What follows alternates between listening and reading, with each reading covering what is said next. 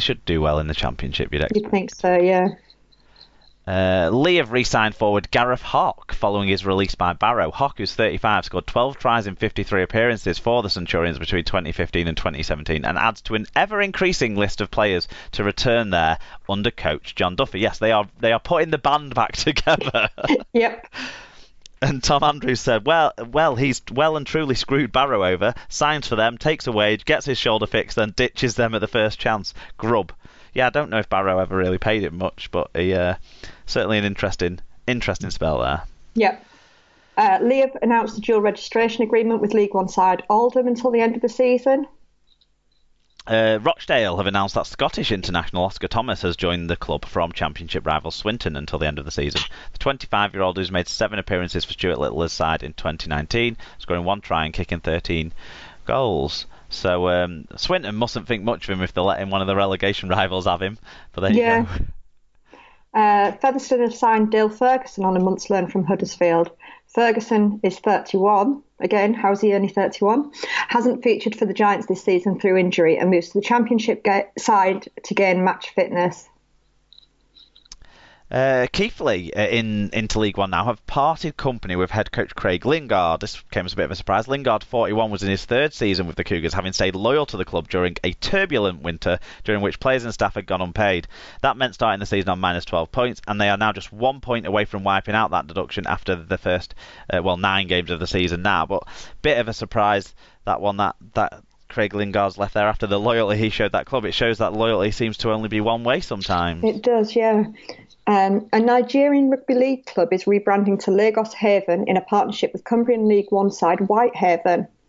Former Whitehaven winger Adi Adebesi is one of the driving forces behind the growth of the game in the African country and has facilitated the partnership. That's an interesting one, isn't it? I think we've already got the Lagos Rhinos and some other team that's joined up with Wakefield Trinity, so it just seems like they're Adi Adebisi is really getting around and getting some notoriety for his Nigerian rugby league. Well, there seems to be quite a growth in the African players. Yeah, definitely. I think there's rugby league being played in the Congo now as well, so it's all. All growing. It all potentially adds to the future talent pool. We can hope. Yeah, and increase the global recognition of the sport. Yeah, that'd be amazing. More countries playing it, more chance of it being involved in major, international sports tournament type things. The Commonwealths and the Olympics potentially. You never know. Yeah. Okay, some sad news now. Former Great Britain and Leeds head coach Maurice Bamford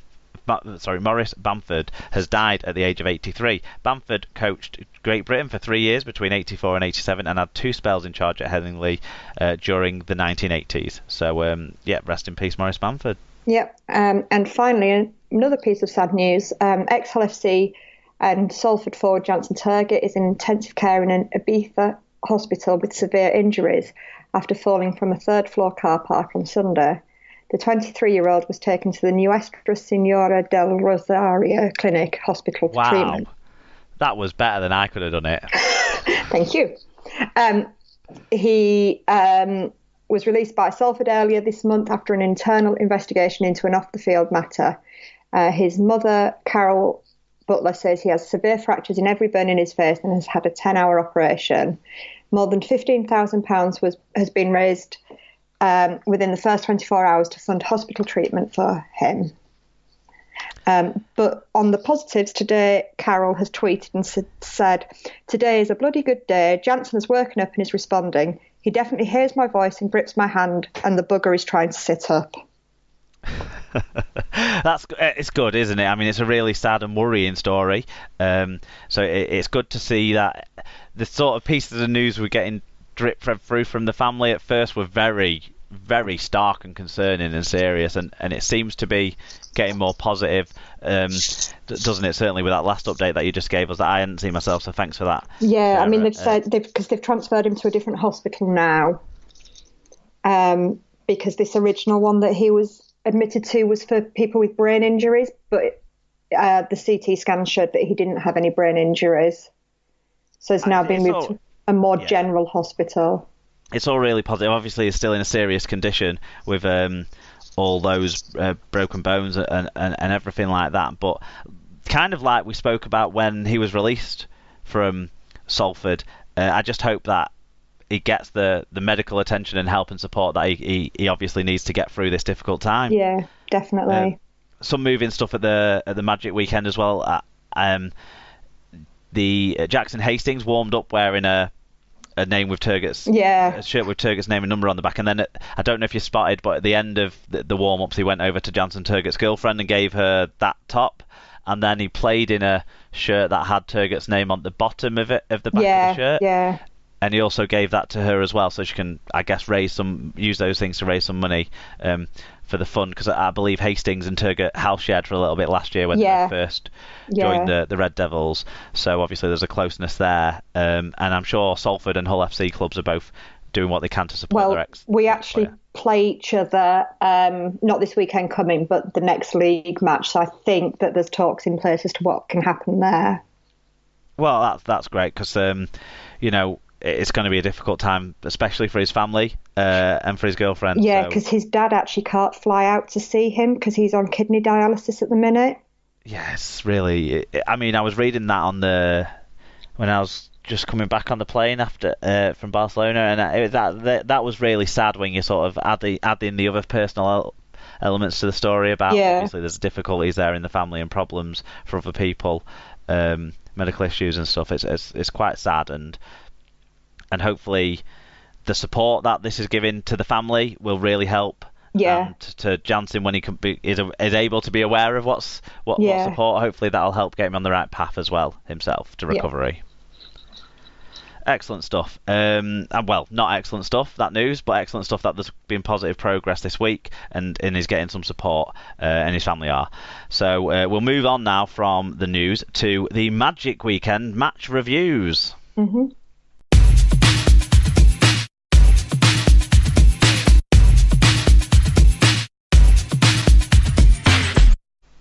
So, Sarah, it was Magic weekend in the Super League, the festival occasion where all the fans get together, and it turns out all hate Leeds because everyone was very much a Londoner for the afternoon yesterday. It definitely felt were. On Sunday. But it was more formally round 16 of the competition, and there was, of course, 6 matches to talk about, not just the relegation 4-pointer that was the middle game on the Sunday. Magic's attendance was better than forecast. 56,869 over the whole weekend is the aggregate attendance. 30,057 on day 1, 26,812 on day 2. Obviously, we were in both numbers, so we count as 2 people each. So we were extra people this weekend in that aggregate attendance, of course. And yeah, they'd forecast it being the lowest attended, so to be the second lowest attended is a positive. I would suggest we were both sat in different parts of the ground, weren't we? You were sat in the historic Cop, and I was sat in the new main stand, actually just below the coaches. So that was quite interesting. You got to see, the staff of both teams coming up to their little locations to watch the game. And stuff like that, which was quite fun. I kept trying to bet my Uncle Liam to ask the losing coaches for pictures. A lot of the coaches sat near us on the first day lost. Well, yeah, I think it was just about every team in the Cop end lost. Yeah, definitely on day 1 it was the case, and it sort of started into day 2 as well. But then I think it was only Saints that won from the Cop side. You say that because there weren't that many Leeds Rhinos fans there, but I think that was meant to be their end. Oh, of course, yeah, it was their end. Sorry, yeah, Leeds won, didn't they? But it felt like there was more Leeds fans in the side stand where I was, and where quite a few Wigan fans were on the Saturday as well. So what were your overall takeaways before we get into the game action? Because you were there both days, you sort of had some food from cafe around the ground. We went into a couple of pubs. We were both in the same pubs. Surprising, that. Yeah. So we found parking to be really easy. We parked at the North Liverpool Academy. Really, really helpful car parking attendants there. Showed us how to get through to the ground. Explained that they lock everything up so that the bad boys can't get in.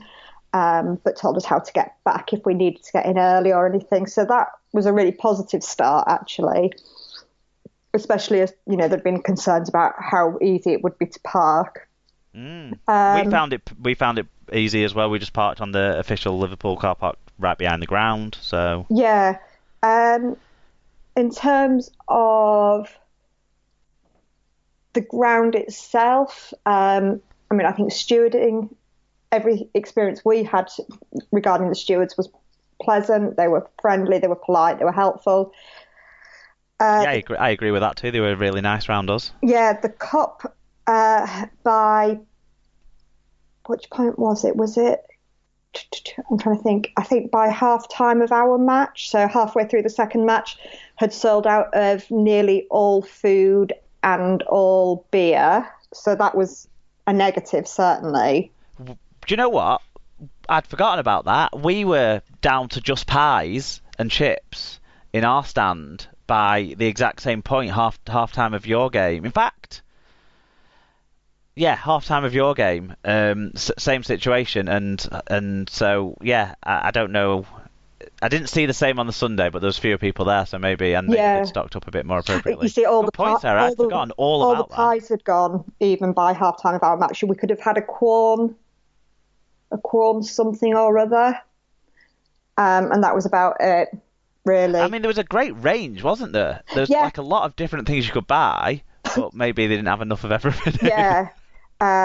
And in terms of soft drinks, they were very limited as well as to what they had in the first place. So I think catering was a slight downside compared to Newcastle, from my point of view.